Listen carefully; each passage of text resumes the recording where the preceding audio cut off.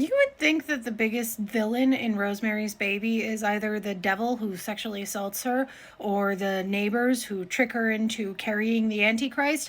But no, in actuality, the biggest villain of Rosemary's Baby is her husband who lets it all happen because he wants a big part in a Broadway show.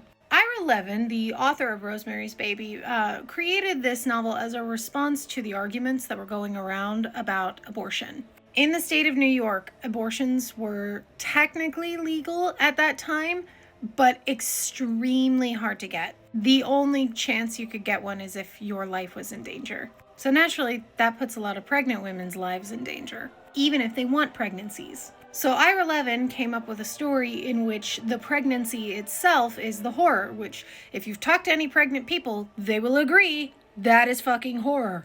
But as the author of Scream With Me has pointed out, what's extremely clever about this book and the film that it was made from it is the way it positions itself within the pro-choice, pro-life movement. Because Rosemary's friends actually do encourage her to terminate the pregnancy because of how much pain she's in and how much weight she's losing, and no one seems to be listening to her. And they tell her, like, hey, you shouldn't go through with this. Pregnancy isn't supposed to be this hard. And Rosemary responds, I'm not going to get an abortion. So many people who are pro-life are so because of the Bible, right? But if you're a Christian, you should also be anti-Antichrist.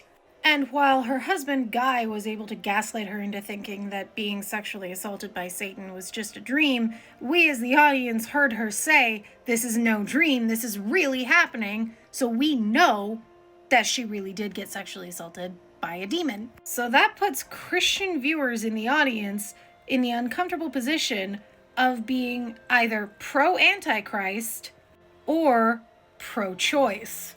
This is one of many reasons why Rosemary's Baby actually became a huge part of the pro-choice movement. And it also was a really great metaphor for reproductive abuse, which is something that actually does happen in a lot of marriages, unfortunately.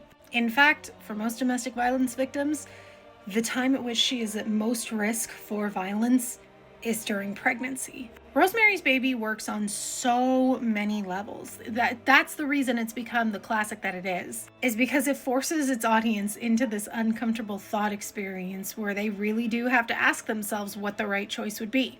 Pro-abortion, that would be the right choice. There, I said it for you.